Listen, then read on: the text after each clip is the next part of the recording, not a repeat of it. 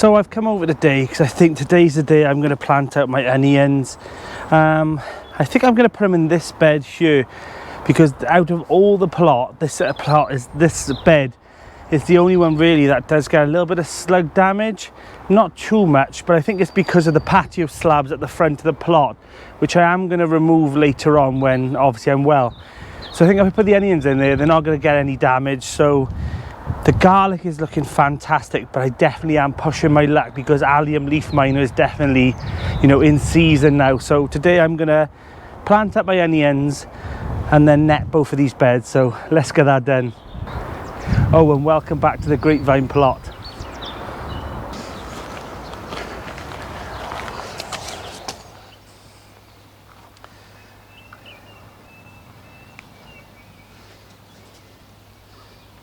So I think I'm going to space these about 6 to 8 inches apart.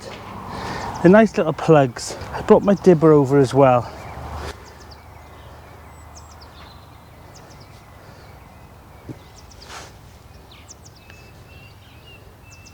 Now all I'm going to do is just plonk them in the hole and cover them over a little bit, and that's it. No fuss or faff. Just plonk them in. Just like so. Now this bed was mulched with a lot of the bark from the past as well, so there's a lot of goodness in this anyway, but that's why I've added a bit of well-rotted manure on the top just to give this bed a little feed. Now like I said, I will cover these over because I do not want them to have allium leaf miner, and that's where it'll just decimate your crop. Right, let's get the red ones and I'll go down the bed then as well. Right, let's get that done.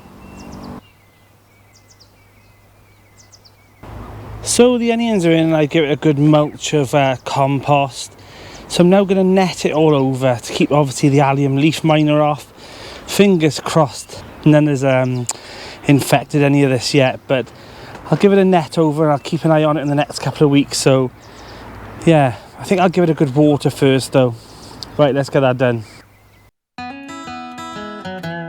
I'm walking down the street on clouds instead of the concrete I'm dancing through. Everything's about to come my way. Nothing can ruin my day. No matter what anyone does or say, I smile at fools. No, I don't care cause I am on my way up. And I won't stop, I won't slow down. Steady on my feet, I'm gonna rise up. No, I won't stop, it is my time. Cause I know what it's like to be broke.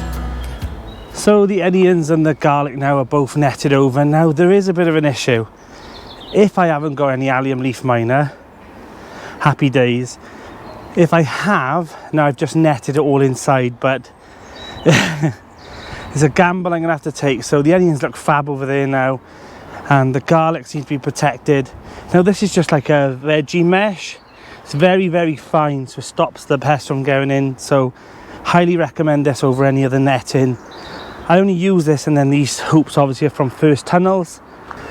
But like I always say, sink or swim is in now, so we'll see what happens in the next couple of weeks. I will monitor it and check it, and if I have got allium leaf miner, then next year I won't put any onions in these beds, but I think it's going to be okay. I'm going to be positive about it. So if you haven't already, make sure your onions, your garlic and your leeks, all the allium families, even shallots, are netted now between, you know, March to April, and then also between September and November, because that's the peak times for allium leaf miner to be breeding. So make sure they are netted over. Also, while feeding the chickens, I've noticed that they've started to lay eggs as well, so I've got nice 6 fresh eggs here as well, so perfect for my tea. Thank you, girls. So I'm back now to the fig and olive plot, and what I thought I'd do now is I thought I'd mix some vermiculite. Now this is a bit more coarser than I wanted it to be, but it'll be alright. I thought I'd mix some of this with some compost, like so. Give it a little water, and then inside these 2 trays I'll add some of the compost and vermiculite mix. Give it another good water, And then I'll place these sweet potatoes in the mix, and hopefully we'll get some potato slips then in a couple of weeks time. So I'll pop these now inside the propagator like so. Give it another little water, and I'll keep you updated on those. Hopefully we'll get some slips and we can do some sweet potatoes this year in the polytunnel. Fingers crossed. I've also planted out the sugarsnap peas and fleeced them as well to keep them protected from the frosts. And this has been finely sieved, ready for carrots as well. So I'm going to sow some carrots at some point, maybe today or tomorrow. So we need to start looking at all the seedlings as well and have a look at what needs to be pricked out, because if you can see over here, all the nasturtiums now are coming up there, which is fantastic. The straw flowers and the marigolds, they won't be long now before I'll have to start potting them on. So I need some more of these modules really. You think you've got enough and you haven't. These extra straw flowers as well, like they've got some true leaves on this, so these need to be potted into individual modules. And some good news as well is that some of the other plants are starting to show little seedlings as well, so happy days. It has rained a little bit and the wind is picking up, but what I've done is I've moved the cloches off these beds now because it has been drizzling for most of the day, and it's given this bed a good little water. And I think, I got a feeling there's some parsnips coming up, so we'll see in the next week or so, so fingers crossed. I also want to show you this little spring bulb area that I showed you last week or the week before of Cheryl planted up. And I mean, look at all the hyacinths now and the tete-a-tetes and everything else in between, so even some forget-me-nots here. So yeah, it's looking beautiful there. The marsh marigolds also are in bloom in the pond as well, so that's a good sign. So it's looking really healthy here now, the pond is. Another pot has blown in there, never mind.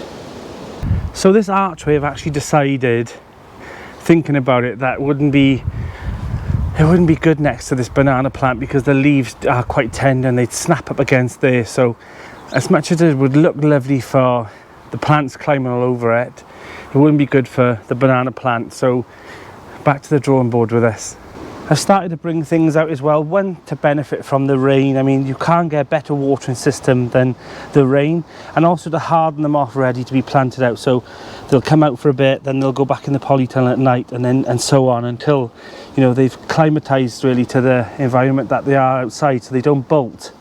So yeah, they're all looking okay. They're all looking very happy here. Let's get some more jobs done.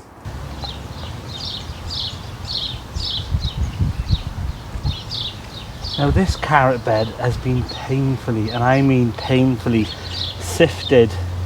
I've decided I'm going to do some fun carrots, some carrot gniff.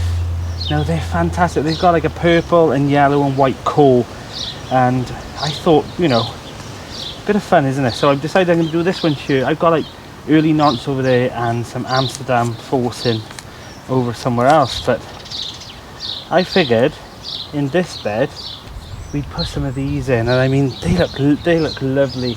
I mean, we'll see how they get on. So this has all been sifted. They're quite a stubby carrot, so I thought this is definitely the right depth for this. Now let's hope we get this right. Now, as predicted, there isn't many seed in here, so I'm going to have to make sure that I disperse this seed as well as I can on this bed. Now you do want to leave a bit of space for carrots, so to be honest, that's as good as it's going to get. Not many seeds in here, you know.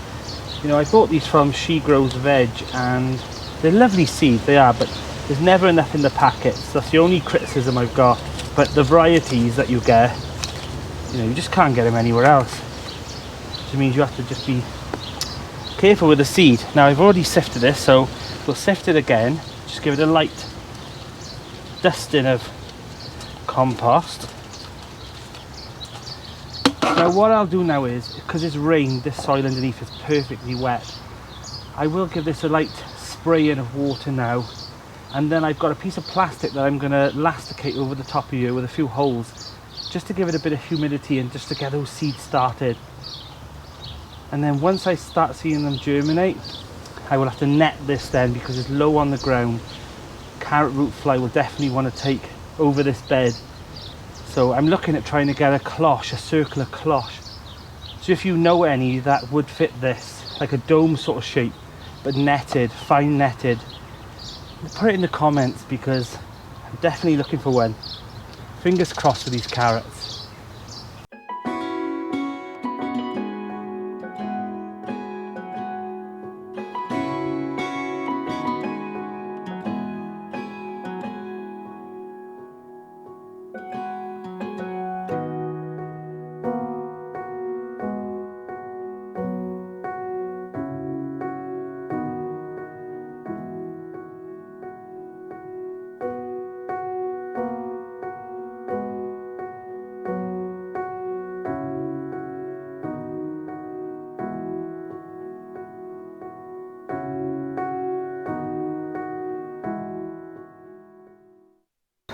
I'm really happy with this, to be honest. It's a bit like a jam jar really, but I'll just keep an eye on it now for a couple of days, maybe a week or so, and I'll just keep checking it every couple of days. But this should keep a bit of heat in there as well, and then once they germinate, like I said, I'll take this off. But for now, that should act like a bit like a greenhouse as well, so fingers crossed.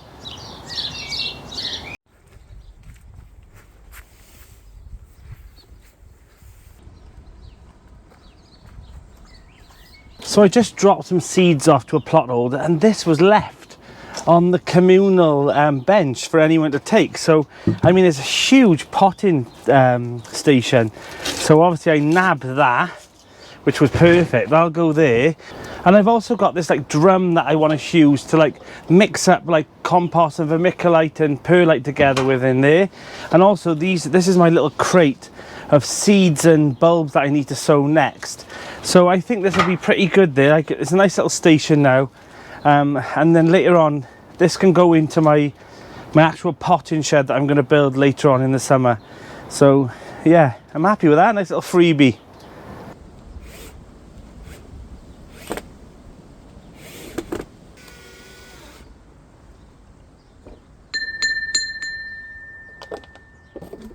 So if you've just seen, I just fitted up a bell for the side of the shed, and me and Linda have both got a bell each now, and the idea is that if one of us is thirsty, we go over to our bell, give it a ring 5 minutes before we're going to have a coffee, so that the other one knows to finish off their jobs and come over to the plot that rung the bell. And that's the theory, and hopefully other people will start joining this as well, because it's just some way then of that we know where to go for our communal area. So yeah, so if I ring the bell, Linda and whoever else is around can share it. I've got 5 minutes before the kettle's boiled, and so on. So yeah, there's a nice little bell. So if you've got an allotment, you've got a group of friends, why don't you get yourself like a little bell system, so that you can tell each other that, you know, to pop over, or something's, you know, you want a cuppa or something. So yes, handy. Plus I'm never going to miss out now on, you know, having coffee and cake at Linda's. So it's an ingenious idea that I've come up with. So Lisa, another plot holder as well, give me some dams and wine, bottled February 2024. So when I'm a bit better, I'll give this a go as well. So as you can see, this is the planting area that Cheryl have created, and it looks absolutely beautiful. I gotta be honest, I've used all the old beams as well. So bless her, she lugged them all over on the little trolley thing. And these are the potato buckets from last year. I'm gonna leave them because one is Charlotte's, one is International Kidneys, and yeah, I'll just let them carry on. We'll see what little harvest we have. Perhaps they'll give me a earlier harvest. So I've got my metal sieve, and this one's perfect. I absolutely love this. I've had this for about 2 years now. I think I got it from Denelm, and it just fits perfect on this bucket as well, which is why I bought that as well. And basically just pop your compost on, give it a little sieve through. There you go, like so. Now most people would think that this was terrible. It's actually okay. Like, it's good for holding in moisture as well. Like, there's little bits of bark in it. This is probably one of the worst bags that I've had, but this will go straight on the bed underneath. Now this now is very, very fine, and this is the stuff that I've used for carrots, and things like that as well. But today we're gonna make sure that we pot on some of these little gems. So I'm taking a little bit more extra care with them because I can't sow little gems for the life of me. This is the first year in 4 years that I have managed, by a miracle, to grow some. I don't know how, but I have. So I'm taking that with a pinch of salt. I'm going to pretend that I've matured as a gardener and I've gained more skills. But I know deep down, and I'm sure Steve Digwell will as well, will say it was just pure luck. So I've got my 2 little tools, and then these are perfect for like getting out all the seedlings that you want without damaging as many as you can, like so. Saying that, let's just do that. Oh daddy, look how many I've got. I'm so pleased about this. Keep the label. There you go, perfect. Now let's give that a little water first as well. And then what I do then is to just basically just make a little hole in each of the cells. Let's speed this up.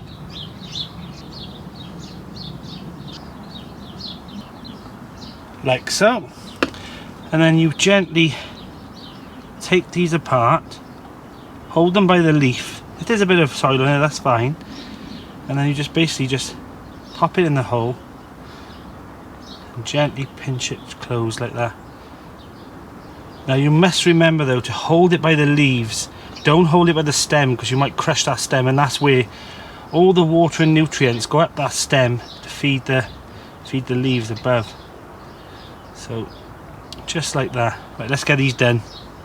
Now normally I would only do like maybe 8 or 10 lettuces at a time because that's all I'd need for, you know, a bed. I mean, how many lettuces do you want? But because these are little gem, and historically I can't even get into this stage. I don't know why I can grow any other lettuce, but little gems are actually my favourite, one of my favourites as well. I love oak leaf, but I also love little gem, and I normally have to buy them as little starter kits. So yeah, I think I'm going to do a few more because just in case, fail safes. So I'll probably do the rest of this bed by here. So there we have it, they're all in. I mean, that's probably more than that. That's 5, 10, 15, 20, that's 25 little gem lettuces in there. But I'm making sure I've got enough. I'm making sure. I've still got some more here that I'll probably give out to other plot holders. Probably Linda will have them over the Field Good Garden. She likes a lettuce, so probably give her them as well. So yeah, take the little wins. Take those little wins. So if you can do something even so silly as this, I mean, it's just a few lettuces, but to me, that's a massive win today. I think I'm going to overprotect them as well by putting a little cloche over. I never do this. I never mother them this much, but I think I'm just going to pop that on there today just to keep them just for a day or two, and then I'll take it off. So I've also got this module tray here that individually comes out, and you once they're, you know, they're all rooted, you can then clip these as well, so they're perfect. These are from Grow Local. I'll pop a link in the description. So today I think I'm gonna pot on these Wild Rocket. Now normally I would just probably just put this into a bed, but I want to make sure some of these they're well looked after, and some of them I'm going to give away as well. So yeah, beautiful Wild Rocket. Let's pop that up. 3, 1, 2, ta-da, and there you go, all done. That saved you watching me pot all that on. So right, next job. So I was really pleased to look at the back of the garden and find my hostas. Now I've already potted one up here, and also these ones. So this one was Captain's Adventure hosta. As you can see, there's a bit of growth there, and the same here. This one's a Fire and Ice, and this one, my favourite, was a white feathered hosta, and I thought they'd all died. I really thought they would. I don't know if the ones in the ground will come back, but I'm really glad that these are here. So I'm going to pop them on now, give them a bit of goodness and make sure that they're well protected in here for the next month or two, and then they can go out in spring.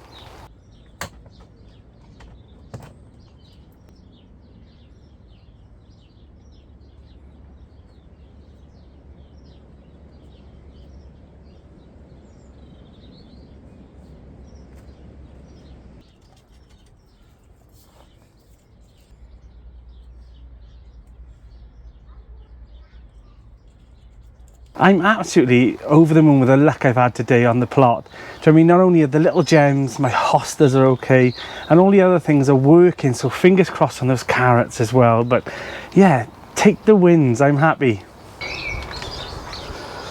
Now, earlier on, I potted up an orange balm. Now, the funny story is, I was talking to Steve Digwell over at Digwell Green Fingers, and I was mentioning how I couldn't find my orange balm seed, and he said, oh, I had some sent me last year. Yeah, it was me, but I had a second packet and I just can't find it. So he said, oh, don't worry mate, I've got some plug plants, I'll send you one over. So I've potted it up, as you've seen earlier on, and yeah, hopefully now I'll have some orange balm that I can plant out as well into a pot in the garden. So thanks for growing this, Steve, you know, from the seed I sent you and then sent it back to me. That's absolutely fantastic, but fingers crossed. So if you haven't already, pop over to Digwell Green Fingers channel. I'll pop a link in the description like I always do, and go over and give him a subscribe from me. I won't say that lightly for him, honestly. If you watch the lives, you'll know what I mean. And speaking of lives, God, that was the last one on Thursday. Can you believe it? I did 20 lives from autumn, winter and the start of spring, and we discussed so many topics, so many YouTubers, and it was actually great to get us all together and we all chatted about our experiences and our, you know, our specialities of what we grow best. And I thought it was brilliant, you know, to get us all together like that. But they will be back. There is one now this Sunday coming. I know I said there'd be no more, but there is going to be another live on the Sunday, which is going to be a special. It's going to have Jane Kelly from Jane's Growing Garden, Rue from Rue's Life, me, and also Jim Contrabecchi from the Lake Effect Gardener. So yeah, come along. If you've seen our lives with us four together before, it's a riot. That'll be on Sunday. I'll pop it here so that you know where it is, and I'll also put a link for the live in the description so that you'll know where it is. But there will be other lives. There's still going to be live through spring and summer. I'm not saying that they're stopping fully. Just the weekly Thursday ones are until autumn again, because we're all going to be too busy now sowing and growing, as you know. But in autumn, they'll be back with a vengeance. So pop in the comments now, what was your favourite live that I did? And perhaps we'll replicate it then in the autumn. And also, any suggestions for guests, if you want to become a guest on if you're a YouTuber or Instagram, or you're a good gardener that you think, you know, I can give something to those lives, send me an email and just, yeah. No, I'm not asking you to apply, but send me an email saying you're interested, and we'll try our best to try and modify the lives around what your your speciality is. And also, I'd like to thank everyone who has been watching the lives, who have been using them to get through that horrible gap of autumn and winter. And they will be back, like I said, in autumn again. But through spring and summer now, there still will be lives dotted around. But like I said, on Sunday, Jim Contrabecchi, me, Rulander, and also Jane Kelly. So we'll all be there on another live. And if you've seen our lives in the past, one of the first ever lives I did, it was a riot. So turn up. We'll be talking about spring sowing and what we're doing in our gardens this year. So it's Saturday evening, and I've come over because I've decided I'm going to have a nice little roast dinner tomorrow. So I've already harvested some potatoes. My hands, look at them. And I've also got one of the spring cabbages out of the polytunnel. So this purple sprouting broccoli will be absolutely perfect for tomorrow's lunch. Look at it, it's absolutely magnificent. Now the good thing about this as well is that you can take off most of the shoots, and then all the little side ones will come afterwards. So I'll have a nice little crop of these today, I think. These nice tender stems as well.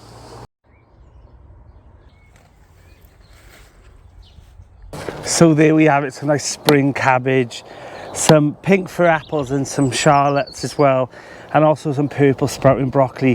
What an absolute feast to have in late March. I'm Danny and this is Grow Up.